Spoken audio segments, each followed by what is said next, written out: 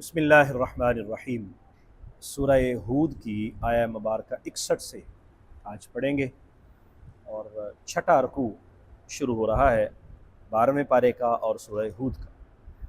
اعوذ باللہ من الشیطان الرجیم، بسم اللہ الرحمن الرحیم۔ وَإِلَىٰ ثَمُودَ أَخَاهُمْ صَالِحًا قَالَ يَا قَوْمِ اعْبُدُوا اللَّهَ مَا لَكُم مِّنْ إِلَٰهٍ غَيْرُهُ هو أنشأكم من الأرض واستعمركم فيها فاستغفروه ثم توبوا إليه إن ربي قریب مجیب۔ قوم ہود کے بعد قوم صالح علیہ السلام کا ذکر ہے، جس کا نام قوم سمود تھا۔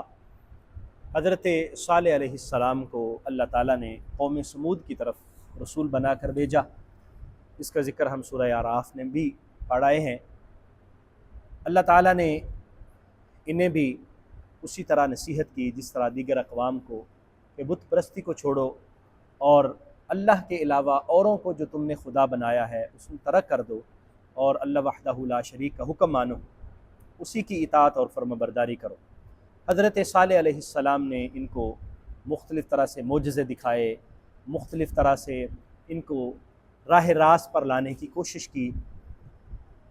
اونٹنی پہاڑ سے نکال کے حضرت صالح علیہ السلام نے ان کو دکھائی،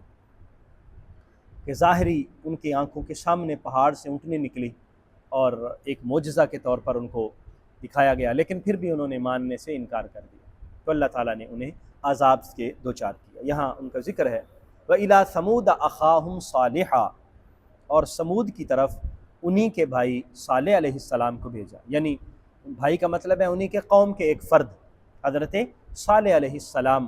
ان کی طرف نبی بن کے آئے اور ان کو سیدھے رستے پر لانے کی کوشش کی۔ قالا، انہوں نے فرمایا، یا قومی، اے میری قوم، اعبدوا اللہ، اللہ کی عبادت کرو، ما لکم من الہ غیر،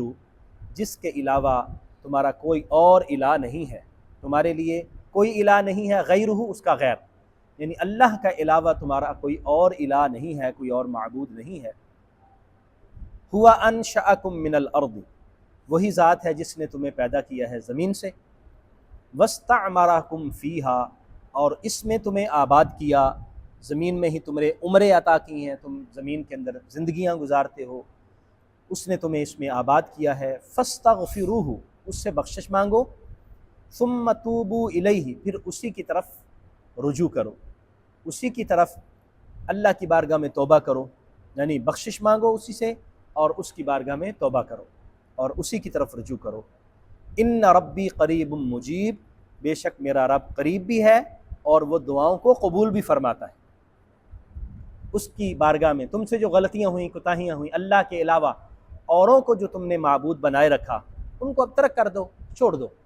غلطی ہو گئی، معافی مانگ لو، اللہ تعالیٰ بخش دے گا، اور پھر اسی کی طرف رجوع رکھنا، اسی کی بارگاہ کے ساتھ منسلک رہنا اور اسی کے ساتھ جڑے رہنا۔ اب تم نے کوئی اور غلطی نہیں کرنی، کسی اور کی عبادت نہیں کرنی، بس وہ وحدہ لا شریک ہی تمہارا معبود ہے۔ اور پھر یہ بھی سنو کہ تم نے تو جن بتوں کو اپنا خدا بنایا ہے، وہ تو سنتے بھی نہیں ہیں، دیکھتے بھی نہیں ہیں، بولتے بھی نہیں ہیں، کچھ کر بھی نہیں سکتے، لیکن جس وحدہ لا شریک کی عبادت کی میں تمہیں بات کر رہا ہوں، وہ سنتا بھی ہے اور قریب بھی ہے، اور جو دعائیں اس کی بارگاہ میں عرض کرو گے وہ قبول بھی فرمائے گا۔ تو اب موازنہ ہے یہ تمہارے سامنے کہ تم نے کس کو خدا بنایا ہوا ہے، جن کو اپنے ہاتھوں سے تراشا ہے، یا جو مظاہر فطرت ہیں، جو فانی اور ختم ہو جانے والے ہیں، وہ تمہارے معبود ہو سکتے ہیں، یا وہ وحدہ لا شریک جو دائمی ہے اور ازل سے ابد تک ہے۔ قالو، انہوں نے آگے سے جواب دیا، یا صالحو، اے صالح، قد کنت فینا مرجوون، تم تو ہم میں سے بڑے قابل امید آدمی تھے۔ مرجوون یعنی ہماری امیدیں تمہارے ساتھ وابستہ تھیں، ہم نے اپنی امیدیں تمہارے ساتھ لگائی ہوئی تھیں، ہمارا خیال یہ تھا کہ صالح قوم کا بڑا اچھا بندہ ہے، لوگوں کے مسائل حل کرتا ہے، پریشانیوں میں ان کے کام آتا ہے، مصیبت زدہ غم زدہ لوگوں کے ساتھ کھڑا ہوتا ہے، اور ہم تو تمہارے اخلاق و کردار سے بڑے متاثر ہو رہے تھے اور تم سے بڑی امیدیں لگائی ہوئی تھیں کہ تم ہماری قوم کو بڑی آگے لے کر چلو گے اور ہماری قوم کی قیادت کرو گے۔ یا صالح قد کنت فینا مرجوا قبل ھذا، اس سے پہلے ہم نے تم سے بہت زیادہ امیدیں لگائی ہوئی تھیں۔ اتنہانا، کیا تم ہمیں روکتے ہو،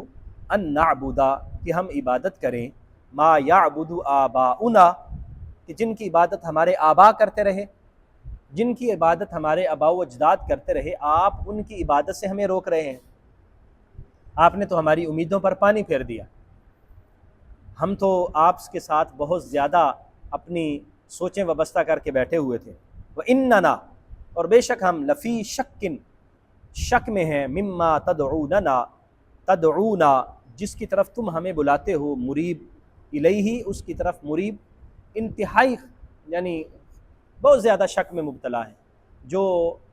انسان کو گہرے شک میں ڈالنے والا معاملہ ہوتا ہے، ہم اس شک میں آ گئے۔ شک مریب، خطرناک قسم کا شک ہے، جو ہمیں آپ نے جو باتیں کہی ہیں ہمیں اس کے بارے میں تو انتہائی زیادہ شکوک و شبہات میں مبتلا کر رہے ہیں، کہ جس خدا کو ہم دیکھتے ہی نہیں ہیں، جو خدا ہمیں نظر بھی نہیں آتا، جس کو ہم چھو نہیں سکتے، جس کو ہم محسوس نہیں کر سکتے، یعنی اپنے حواس ظاہرہ سے ہم اس کا اندازہ نہیں لگا سکتے، آپ کہتے ہیں کہ اس کو خدا مانو۔ اور ہم جن آباء و اجداد کی پیروی کرتے آ رہے ہیں، اور آباء و اجداد نے جن خداؤں کی ہمیں بات سنائی اور جن کی وہ عبادت کرتے رہے، آپ ہمیں کہتے ہیں ان کو چھوڑ دو، یہ کیسے ممکن ہے؟ قال یا قومی، آپ نے فرمایا اے میری قوم، ارأیتم، مجھے بتاؤ، ان کنت علی بینۃ من ربی، اگر میں ہوں اپنے رب کی طرف سے کسی دلیل پر، وآتانی منہ رحمتاً، اور اس نے مجھے عطا فرمائی ہو اپنی جناب سے رحمت،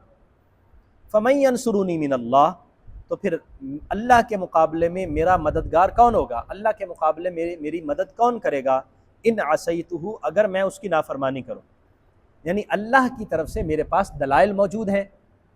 اور میں وہ دلائل تمہیں بتا رہا ہوں، دکھا رہا ہوں، سمجھا بھی رہا ہوں، اور اگر میں تمہاری بات مان کے اللہ کی نافرمانی کروں اور تمہیں تبلیغ کرنے سے رک جاؤں، اور جس طرح تم کہہ رہے ہو ویسے کروں، اور تمہیں واضح و نصیحت بھی نہ کروں، اور تم جس طرح جھوٹے خداؤں کی عبادت کرتے ہو میں بھی کرنے لگ جاؤں، تو پھر بتاؤ اللہ کے مقابلے میں میری مدد کون کرے گا؟ فما تزیدوننی غیر تخسیر، تم تو سوائے خسارے کے اور کچھ بھی اضافہ نہیں کر سکتے، یعنی میرے لیے سوائے خسارے کے تم اور کچھ نہیں کر سکتے، جو تم کہہ رہے ہو اور جس طرف تم بلا رہے ہو اس میں سراسر خسارہ ہے، اس میں گھاٹا ہے، اور میں اگر تمہاری باتیں مان لوں اور اپنے وحدہ لا شریک رب کا پیغام چھوڑ دوں تو میں تو بہت زیادہ خسارے اور گھاٹے میں مبتلا ہو جاؤں گا، ایسا نہیں کر سکتا، تو میں تمہیں جس طرف بلا رہا ہوں اس طرف آ جاؤ۔ وَقِيَا قَوْمِ هَٰذِهِ نَاقَةُ اللَّهِ لَكُمْ آیَةٌ، اور میری قوم یہ ہے اللہ کی اونٹنی، لکم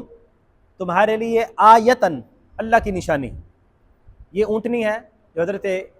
صالح علیہ السلام نے پہاڑ سے، ان کے سامنے پہاڑ سے نکالی اور فرمایا یہ دیکھو، تم معجزے کی باتیں کرتے ہو، یہ معجزہ دیکھ لو اب آپ اپنی آنکھوں کے سامنے، یہ پہاڑ سے اونٹنی نکل رہی ہے، ایسا تو ممکن نہیں ہوتا کہ پتھر سے کوئی جاندار اور پھر اونٹنی، ایسا بڑا جانور نکلا ہے، یہ تمہارے سامنے ہے، اب یہ اللہ کی اونٹنی ہے، اللہ کی نشانی ہے، اللہ کا معجزہ، تو تم کبھی بھی اس کی بے حرمتی نہ کرنا، اس کی جو کھانے کی روٹین ہے اس کو تنگ نہ کرنا، پانی پینے کا جو اس کا مرحلہ ہے اس کو خراب مت کرنا، جو یہ اللہ کا معجزہ چونکہ اللہ تبارک و تعالیٰ کی طرف سے امتحان ہے تو اس کو پریشان نہ کرنا۔ فَذَرُوهَا، اس کو چھوڑ دو، تَأْكُلْ فِي أَرْضِ اللَّهِ، اللہ کی زمین میں یہ کھاتی رہے گی، وَلَا تَمُسُّوهَا بِسُوءٍ، اور اس کو بری نیت کے ساتھ مس بھی نہ کرنا، اس کو چھونا بھی نہ، غلط نظریے کے ساتھ اس کو ہاتھ بھی نہ لگانا، فَيَأْخُذَكُمْ عَذَابٌ قَرِيبٌ، وگرنہ قریب ہی تمہیں عذاب آ لے گا۔ فَعَقَرُوهَا، انہوں نے اس اونٹنی کی ٹانگیں کاٹ ڈالی، قَالَ تَمَتَّعُوا فِي دَارِكُمْ ثَلَاثَةَ أَيَّامٍ، تو پھر حضرت صالح نے فرمایا کہ اب تم اپنے گھروں میں 3 دن تک جو مزے کر سکتے ہو کر لو۔ روکا کہ اللہ کا یہ ایک امتحان ہے، اللہ کی طرف سے آزمائش ہے، اونٹنی تم نے دیکھا یہ معجزہ ہے، اس کو قطعاً تنگ نہ کرنا۔ انہوں نے کہا دیکھو یہ کیا ہے، ہم روز جانور ذبح کرتے ہیں، یہ کیا معجزہ ہے؟ تو ایک بدبخت شخص اٹھا اور دوسروں کے کہنے پر، دوسروں کی باتیں مان کر اس نے جو ہے اس کی ٹانگیں کاٹ دیں۔ باقیوں نے کہا کہ بالکل تم نے ٹھیک کیا، سارے کے سارے اس کے ساتھ مل گئے۔ حضرت صالح علیہ السلام کو اللہ کی طرف سے پیغام آ گیا کہ بس ہو چکی، اب جو انہوں نے کرنا تھا کر لیا، اب انتہا ہو گئی ہے، اب اللہ تبارک و تعالیٰ کا عذاب ان پر آئے گا، ان کو بتا دیجئے، 3 دن کی مہلت دے دیجئے۔ انہوں نے ویسے مذاق کہا جس طرح ویسے صالح علیہ السلام کیا کر لیں گے، 3 دن میں کیا ہو جائے گا، کچھ بھی نہیں ہو سکتا۔ تو 3 دن کا ان کو حضرت صالح علیہ السلام نے فرما دیا، ذالک وعد غیر مکذوب، اور فرمایا کہ یہ ایسا وعدہ ہے جو جھوٹا نہیں ہے، اللہ تبارک و تعالیٰ نے جو وعدہ کیا ہے یہ جھوٹا نہیں ہے، یہ سچا وعدہ ہے اور یہ ہو کر رہے گا۔ اس لیے اللہ تبارک و تعالیٰ نے اب تمہیں عذاب میں مبتلا کرنا ہے، اب انتظار کرو۔ فلما جاء امرنا، جب ہمارا امر آیا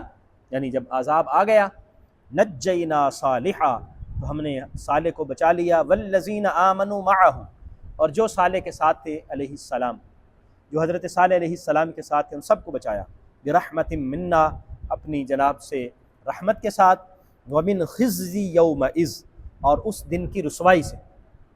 عذاب والے دن کی جو رسوائی تھی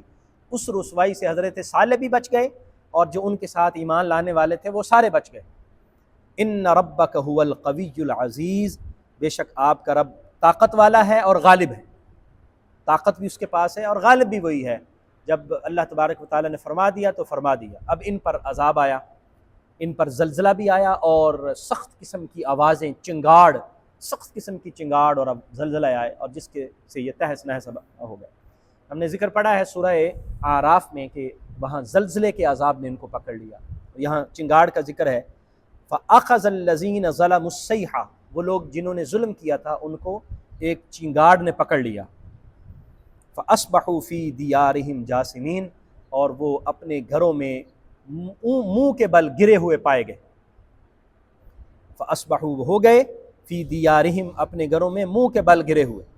یعنی ایسی سخت قسم کی چنگاڑ آئی کہ جن کو سننے کی سکت ہی نہیں رکھتے تھے، کانوں کو بند کریں تو پھر بھی کان بند نہ ہوں، لیکن وہی حضرت صالح علیہ السلام اور آپ کے ایمان لانے والے جو آپ کے جان نثار تھے وہ سارے کے سارے ان کو کچھ بھی نہیں۔ کأن لم یغنوا فیہا، یہ سر عذاب کا شکار ایسے ہو گئے جیسے کہ یہاں بستے ہی نہیں تھے، ایسے زلزلہ آیا اور تہس نہس ہو گئے کہ یہاں کبھی کوئی رہتا بھی نہیں تھا۔ الا ان سمود کفروا ربہم، خبردار بے شک سمود نے اپنے رب کی نافرمانی کی، اپنے رب کا انکار کیا، کفروا ربہم، اپنے رب کا کفر کیا۔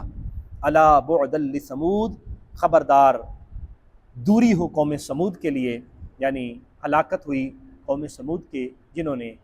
حضرت صالح علیہ السلام کی بات کو نہیں مانا اور اپنی ہٹ درمی پر قائم رہے، اپنے ظلم و ستم پر قائم رہے اور انہوں نے کفر کا رستہ اختیار کیا۔ اللہ تبارک و تعالیٰ نے ان کو عذاب کا شکار کیا۔ اللہ تعالیٰ ہمیں سمجھنے کی توفیق عطا فرمائے۔